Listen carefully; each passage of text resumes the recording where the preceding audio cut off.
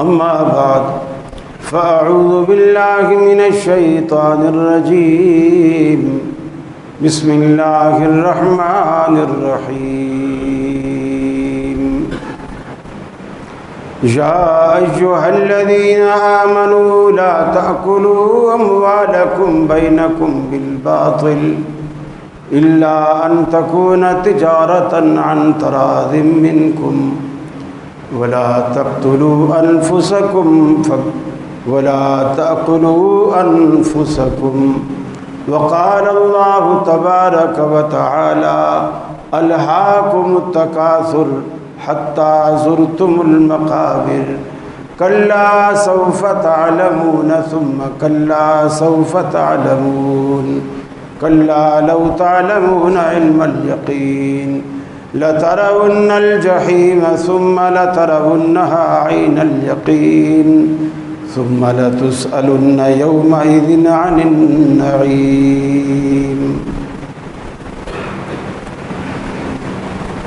ہم جو چیز بھی کھاتے ہیں اس کے ہماری زندگی پر اثرات ہوتے ہیں، حتیٰ کہ طبی اعتبار سے بھی اور روحانی اعتبار سے۔ آپ گوشت کھاتے ہیں، سبزیاں کھاتے ہیں، اناج کھاتے ہیں،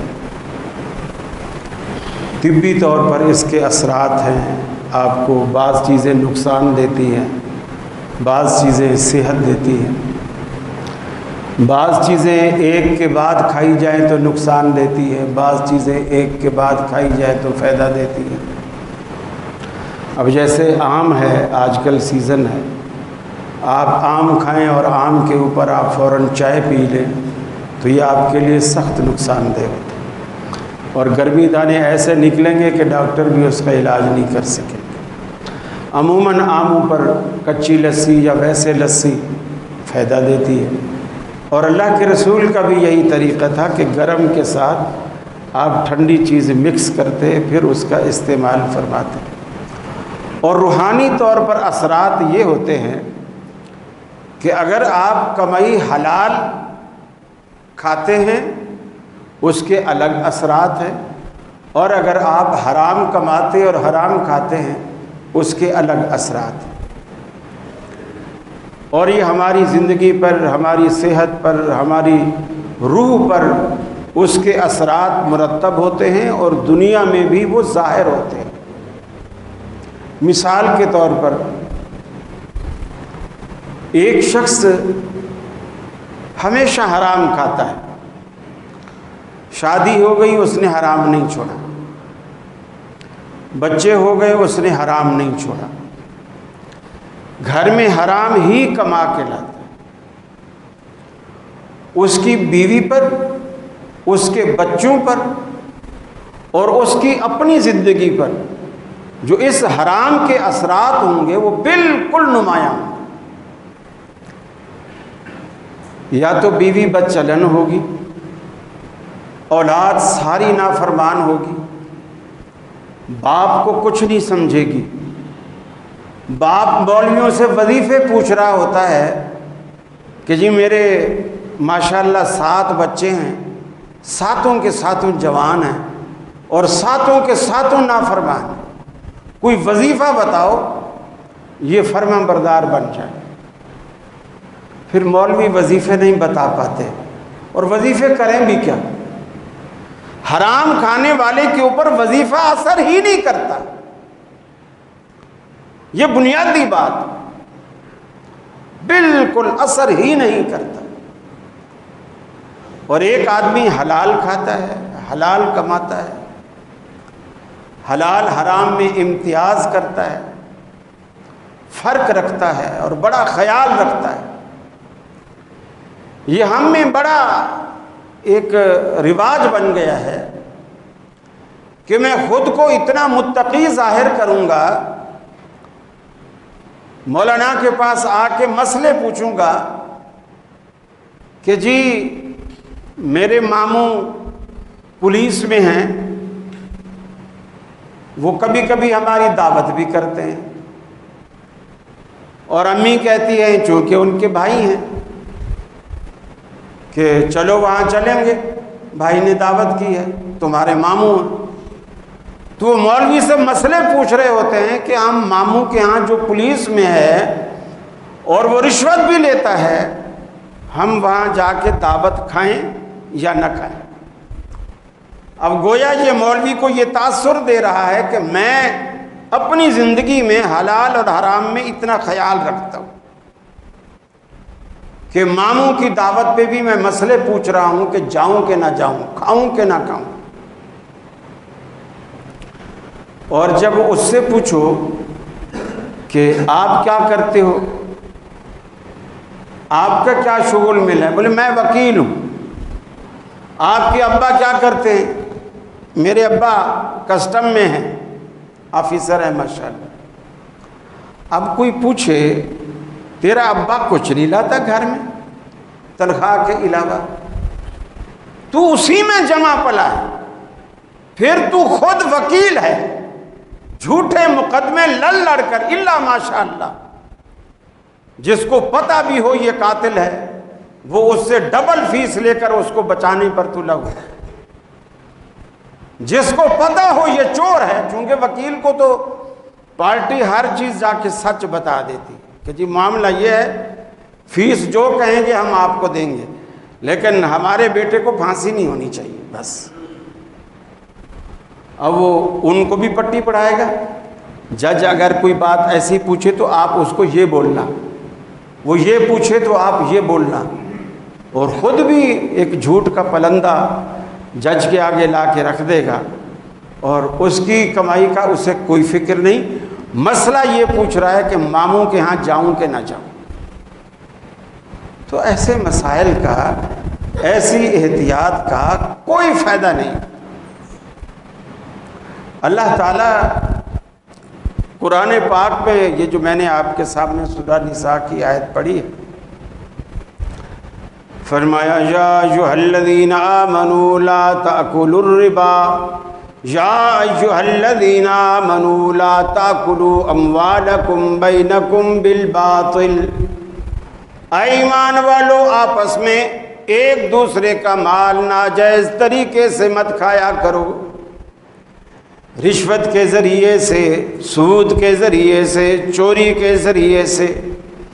لا تأکلوا اموالکم بینکم بالباطل، ناجائز طریقے سے، باطل طریقے سے، حرام طریقے سے آپس میں ایک دوسرے کا مال مت کھایا کرو، الا ان تکون تجارتا عن تراض منکم، مگر یہ کہ تم آپس کی رضامندی سے تجارت کرو، سودا کرو، لین دین کرو، کسی پر ظلم زبردستی زیادتی نہ ہو، آپس کی رضامندی سے، بیچنے والا بھی راضی ہو اور خریدنے والا بھی راضی ہو۔ اب دیکھو یہ راضی ہونا کیسے حلال کے لیے شرط ہے۔ میں نے مکان اپنا کرائے پہ دیا، آپ میرے کرایہ دار، 2-4 مہینے آپ مجھے کرایہ دیتے رہے، پھر آپ نے کرایہ دینا بند کر دیا۔ میں نے سوچا چلو کچھ ایڈوانس بھی اس کا میرے پاس ہے، چلو اس مہینے نہیں دیا اگلے مہینے دے دے گا۔ آپ نے کرایہ نہ دے کر اتنا عرصہ کر دیا کہ ایڈوانس بھی ختم ہو گیا۔ میں نے نوٹس دے دیا کہ جی میرا مکان خالی کرو، تو آگے جواب دیتا ہے کون سا مکان، یہ تو ہے ہی میرا، یہ تو ہے ہی میرا۔ پھر الگ کر کے مجھے بات کرتا ہے کان میں کہ یہ مکان تو میں ایسا ہی ہتھیا لوں گا، چونکہ بڑوں کی مثال ہے قبضہ سچا جھگڑا جھوٹا، میرا تو قبضہ ہے۔ اور یہ ایسے مقدمے چلتے ہیں ان چیزوں کے کہ دادا فوت ہو جاتا ہے، پوتا فوت ہو جاتا ہے، نواسا فوت ہو جاتا ہے، پرپوتا فوت ہو جاتا ہے، کیس چلتے رہتے۔ اب تو خالی کرا کے دکھا۔ اب میرے کان میں کہتا ہے دیکھ میں مانتا ہوں مکان تیرا ہے، میں نے ہتھیایا ہے، لیکن میں خریدنا چاہتا ہوں، مارکیٹ ویلیو اس کی 50 لاکھ ہے، لیکن میرے پاس 25 لاکھ سے زیادہ نہیں ہے۔ اگر 25 لاکھ لیتا ہے تو ابھی میں دیتا ہوں، اور اگر یہ منظور نہیں تو پھر کیس لڑتا رہے، پھر عدالت جو فیصلہ کرے گی۔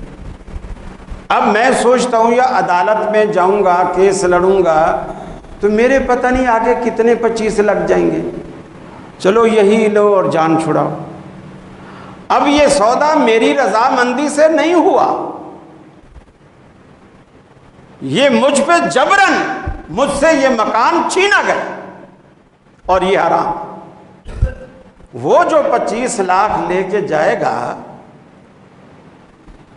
میں جو لے کے آؤں گا، اور اس نے میرا مکان رکھ لیا، وہ مکان اس پر حرام ہے مکان۔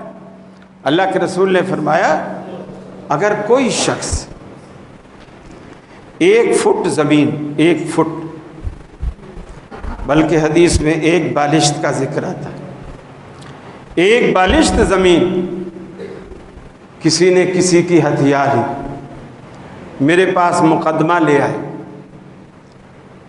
ایک اس میں جس نے قبضہ کیا ہوا ہے وہ چرب زبان ہے، بولنا اچھا آتا ہے، اور جو مالک ہے اس بیچارے کو اتنا بحث کرنی نہیں آتی، میرے عدالت میں آئے،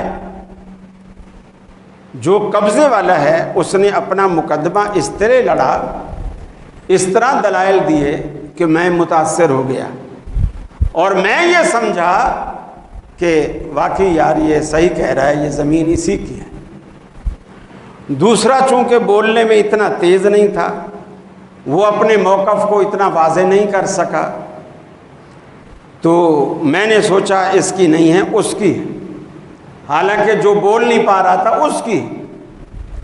اللہ کے رسول فرماتے ہیں اگر میں اس قابض کے حق میں فیصلہ کر دوں تو وہ یہ نہ سمجھے کہ میں نے رسول اللہ صلی اللہ علیہ وسلم سے یہ زمین لے کر کے آیا ہوں، بلکہ وہ یہ سمجھے کہ رسول اللہ صلی اللہ علیہ وسلم کے ہاتھوں دوزخ کا ایک ٹکڑا اپنے نام الاٹ کرا کر آیا ہوں۔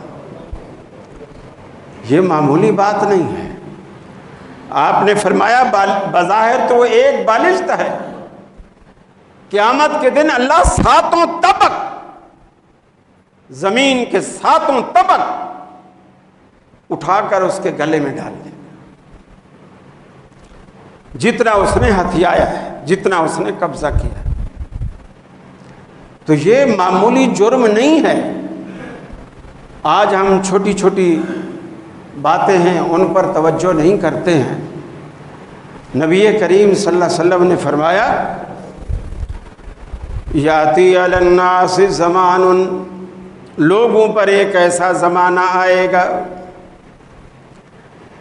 ایک ایسا زمانہ لوگوں کی زندگی میں آئے گا، کوئی شخص اس بات کی پرواہ نہیں کرے گا کہ جو کچھ اس نے کمایا، جو کچھ اس نے حاصل کیا، اخذا من الحلال ام من الحرام، اس نے حلال سے کمایا یا حرام سے کمایا، اس کو اس کی پرواہ ہی نہیں ہوگی۔ اور وہ زمانہ آ چکا ہے۔ آپ نے فرمایا لوگ سود سے بچنے کی کوشش کریں گے، حرام سے بچنے کی کوشش کریں گے، لیکن وہ دھول بن کے ان کے نتنوں کے راستے اس کے اندر جائے گا۔ پھر آپ نے ایک مثال دی، آپ نے فرمایا کچا راستہ ہے، اس کچے راستے میں ایک گھوڑ سوار گھوڑے پر سوار ہے، گھوڑا دوڑاتا ہوا آ رہا ہے اور مٹی اڑ رہی، آپ اسی راستے پر پیدل جا رہے ہیں، اور آپ نے سوچا میں نے نئے کپڑے پہنے ہوئے ہیں، نہایا ہوا ہوں، ساری دھول اڑ رہی ہے، آپ راستہ چھوڑ کر تھوڑا کنارے پہ کھڑے ہو گئے کہ دھول سے بچ جاؤں۔ بے شک آپ تھوڑے سے الگ ہو گئے، راستے کے کنارے پر ہو گئے، لیکن سانس تو آپ لے ہی رہے ہیں نا. وہ جب دھول اڑائے گا، گھوڑا آپ کے پاس سے گزرے گا، آپ کے سانس کے ذریعے وہ دھول آپ کے اندر جائے گی، آپ کے اندر جائے گی. فرمایا لوگ سود سے بچنے کی کوشش کریں گے لیکن سانس کے راستے دھول بن کر وہ ان کے اندر جائے گی. ہم چاروں ناچار چاہیں گے نہیں چاہیں گے لیکن سود کھائیں گے، رشوت کھائیں گے، حرام کھائیں گے. نبی کریم صلی اللہ علیہ وسلم نے فرمایا اگر انسان کو، ابن آدم کو، لو کان لابن آدم وادیان من مال، اگر ابن آدم کو 2 وادیاں مال و دولت سے بھری ہوئی مل جائیں، ابن آدم کو 2 وادیاں مال و دولت سے بھری مل جائیں تو فرمایا وہ خواہش کرے گا کہ مجھے تیسری ملے، خواہش کرے گا مجھے تیسری ملے. اس لیے کہ فرمایا آدم کے پیٹ کو قبر کی مٹی کے سوا کوئی چیز نہیں بھر سکتی، کوئی چیز نہیں بھر سکتی. آدم فطرتاً حریص پیدا ہوا ہے، ہمارے اندر حرص ہوتی ہے. پیدل ہوں تو سائیکل کی خواہش، سائیکل ہے تو موٹر سائیکل کی خواہش، موٹر سائیکل آ گئی تو مہران کی خواہش، وہ آ گئی تو کرولا کی خواہش، وہ آ گئی تو BMW کی، پراڈو کی، لینڈ کروزر کی خواہش. خواہش ہے کہ ختم ہونے کا نام نہیں لیتی. جیسے کوئی بندہ کسی کام سے جا رہا تھا، ایک درخت کے پاس سے گزرا تو وہاں ایک بچہ کھڑا ہوا رو رہا ہے. اس نے بچے سے پوچھا بیٹا کیوں روتے ہو؟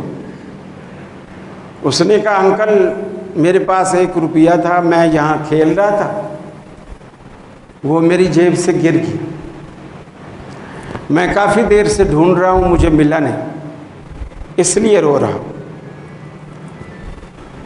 اس نے اپنی جیب میں سے 1 روپیہ نکالا، بچے کو دیا، سر پہ ہاتھ پھیرا، بیٹا کوئی بات نہیں، یہ آپ روپیہ لے لو، جاؤ شاباش، رو نہیں، گھر جاؤ.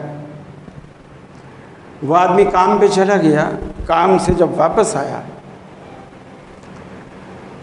آیا تو اس نے دیکھا کہ وہ بچہ پھر وہیں کھڑا ہوا رو رہا ہے. اس نے کہا بیٹا اب کیا ہوا، اب کیوں رو رہے ہو؟ اس نے کہا انکل میرا 1 روپیہ یہاں گرا تھا، وہ نہیں مل رہا. تو اس نے کہا بیٹا وہ تو میں صبح جاتے ہوئے آپ کو دے دیا تھا. بولے ہاں آپ نے دیا تھا، لیکن اب اس لیے اس کو ڈھونڈ رہا ہوں کہ اگر وہ مل جائے تو یہ 2 ہو جائیں گے، وہ مل جائے تو یہ 2 ہو جائیں گے. آپ نے فرمایا ابن آدم کو اگر مال کی بھری ہوئی 2 وادیاں مل جائیں تو یہ تیسری کی تمنا کرے گا، تیسری کی خواہش کرے گا. اسی لیے فرمایا الہاکم التکاثر حتی زرتم المقابر. انسان کو مال و دولت کی حرص نے، تمنا نے، خواہش نے، کثرت نے، ریل پیل نے مار ڈالا، یہاں تک کہ تم نے قبریں جا دیکھی، قبریں. اور جب ہم قبروں میں پہنچ گئے پھر ہمیں ہوش آئی ہم نے کیا کھویا اور کیا پایا. میرے بھائی یہ دنیا دار العبرت، ہم یہاں جو کچھ بو رہے ہیں اس کا پھل ہمیں آخرت میں ملنے والا ہے. لہٰذا اس کی فکر کیجیے، حلال پہ زور دیجیے، حلال پہ توجہ دیجیے، تاکہ ہماری نماز کا، ہمارے روزے کا، حج کا، زکوٰۃ کا، دعاؤں کا ہمیں فائدہ ملے. اور جب ان چیزوں کا فائدہ ہمیں حاصل نہیں ہوتا تو پھر یہ ساری عبادات ہماری رائے گاں اور بیکار چلی جاتی ہیں.